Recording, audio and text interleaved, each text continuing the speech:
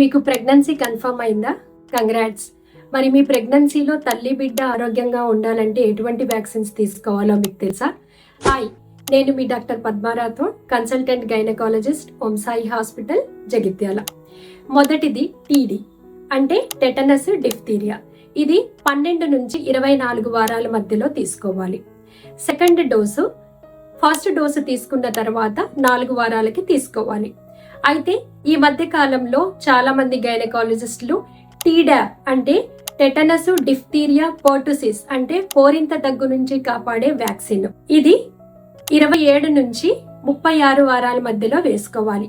నేను సజెస్ట్ చేసేది ఏంటంటే ఫస్ట్ డోస్ ఆఫ్ టీడీని 24 వీక్స్ కి వేసుకొని సెకండ్ డోసు 28 వీక్స్ కి టీడాప్ తీసుకుంటే చాలా మంచిది. అయితే ఫస్ట్ ప్రెగ్నెన్సీ అయితే ఈ 2 డోసులు తీసుకోవాలి. అదే ప్రెగ్నెన్సీ 3 సంవత్సరాల లోపు వచ్చి ఉంటే టీడాప్ ఒక బూస్టర్ డోసు తీసుకుంటే సరిపోతుంది. మూడోది ఫ్లూ వ్యాక్సిన్.